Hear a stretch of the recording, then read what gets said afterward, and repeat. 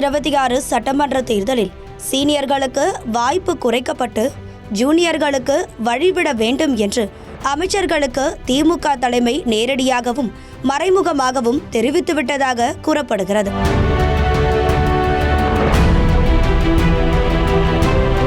அதனால்தான் கடந்த 2 ஆண்டுகளுக்கு மேலாக கிடைக்கும் சந்தர்ப்பங்களில் எல்லாம் இதனை கோடிட்டு காட்டுகிறது தலைமை என்கின்றனர் விவரம் அறிந்தவர்கள். அதன் உச்சகட்டமாக ரஜினியை அழைத்து சீனியர்களை சீண்டி பார்த்தது தலைமை என்று கூறப்படுகிறது.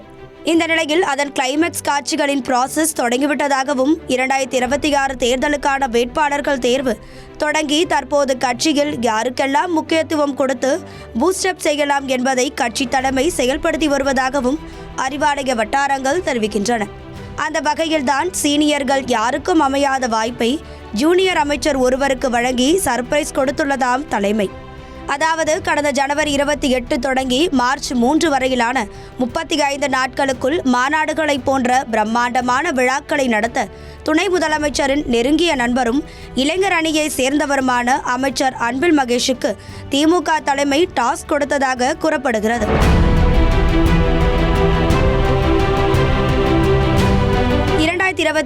ஜனவரி மாதம் மணப்பாறையில் சாரணர் இயக்க வைரவிழா மற்றும் முத்தமிழ் அறிஞர் கலைஞர் நூற்றாண்டு பெருந்திரளணி மாநாட்டை நடத்தினார் அமைச்சர் அன்பில் மகேஷ். டிசம்பர் மாதமே விழாவுக்கான அறிவிப்பு வெளியிடப்பட்டது தொடங்கி மாநாட்டின் தலைவராக உதயநிதியை தேர்ந்தெடுத்தது வரை தடாலடி காட்டினார் அமைச்சர் அன்பில் மகேஷ். துணைத் தலைவர்களாக அமைச்சர் KN நேரு, செந்தில் பாலாஜி, தங்கம் தென்னரசு, மா சுப்பிரமணியன் ஆகியோரை நியமித்ததோடு கூட்டணி கட்சியை சேர்ந்த துரை வைகோவையும் துணைத் தலைவர்களில் ஒருவராக நியமித்து அதிரடி காட்டினார் அன்பில் மகேஷ். அது மட்டுமல்லாமல் டெல்லிக்கு சென்று ஜனாதிபதி திரௌபதி முர்முவுக்கு அழைப்பு விடுத்ததோடு நிறைவு விழாவில் முதலமைச்சர் ஸ்டாலின் சாரணர் இயக்கத்தின் உயரிய விருதான வெள்ளி யானை விருதினை அன்பிலுக்கு அறிவித்து தந்தை ஸ்தானத்தில் இருந்து நான் மகிழ்கிறேன் என்று கூற அன்பில் மகேஷின் வெயிட்டேஜ் எகிரியது. பிறகு என்ன, உதயநிதிக்கு அடுத்து நான் தான் என்று அன்பில் மகிழ்ச்சி அடைய சீனியர் அமைச்சர்களின் புகைச்சல் அறிவாலயத்தை தாண்டி உணர முடிவதாக அரசியல் விமர்சகர்கள் தெரிவிக்கின்றனர்.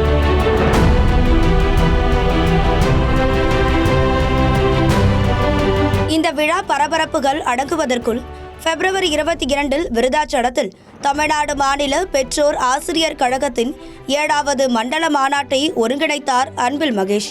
யாருமே எதிர்பார்க்காதபடி ஏதோ அரசியல் மாநாட்டை போல 1.32 லட்சம் பேர் இதில் திரண்டதைக் கண்டு சீனியர்கள் காதில் புகையோ புகை என்கின்றனர் விவரம் அறிந்தவர்கள்.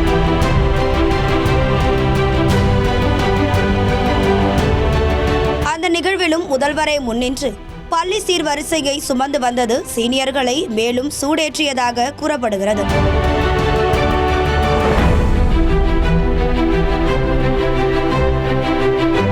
தொடர்ந்து அன்பில் மகேஷ் பொறுப்பில் உள்ள நாகப்பட்டினம் மாவட்டத்தில் ரூபாய் 423 கோடியில் அரசு திட்ட பணிகளை தொடங்கி வைத்து நலத்திட்ட உதவிகளையும் வழங்கினார் முதலமைச்சர் மு.க. ஸ்டாலின்.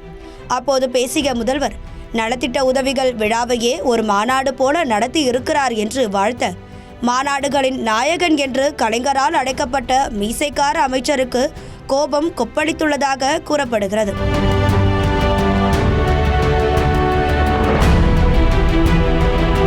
இப்படி சாரணர் இயக்க வைர விழா, 7வது மண்டல மாநாடு, அரசு திட்ட பணிகள் துவக்க விழா என ஹாட்ரிக் ஹிட் மூலம் முதலமைச்சரை நெகிழ்ச்சியாக்கிய அன்பில் மகேஷ் சீனியர்களுக்கு வயிற்றெரிச்சலை ஏற்படுத்தி உள்ளதாக அறிவாலய வட்டாரங்கள் தெரிவிக்கின்றன. எனவே அன்பிலுக்கு எதிராக சீனியர்கள் எல்லாம் ஒன்றிணைந்து காய்களை நகர்த்த தொடங்கியுள்ளதாகவும் ஏற்கனவே திருச்சியில் தனக்கு குடைச்சல் கொடுத்து கொண்டிருப்பதாகவும் கூறி மீசைக்கார அமைச்சரே இந்த ஒருங்கிணைப்பை ஆர்கனைஸ் செய்வதாகவும் தகவல்கள் தெரிவிக்கின்றன. சின்னவர் நெருங்கிய நண்பராக இருப்பதால் எதுவுமே செய்ய முடியாது என்றாலும் அவரின் வளர்ச்சியை தடுப்பதற்கு ஏதாவது ஒன்றை செய்தே ஆக வேண்டும் என்று சீனியர்கள் சீரியஸாக டிஸ்கஷனில் ஈடுபட்டுள்ளதாக அறிவாலய வட்டாரங்கள் தெரிவிக்கின்றன. மற்றும் தமிழ்நாடு தமிழ்நாடு மின்சார வாரியம் இணைந்து வழங்கும் சிக்கனமும் பாதுகாப்பும் யூஸ்ஃபுல் டிப்ஸ் மின் நுகர்வோர் சேவை மையம். மின் கட்டணம் தொடர்பான சந்தேகங்கள், இலவச மின் இணைப்பு குறித்த தகவல்கள், பழுதடைந்த மின் கம்பங்கள் அல்லது பில்லர் பாக்ஸ் குறித்த தகவல் தர, மின் இணைப்பு பெயர் மாற்றம் குறித்த சந்தேகம், இவை அனைத்திற்கும் 9497 9497 என்ற எண்ணை தொடர்பு கொள்ளவும்.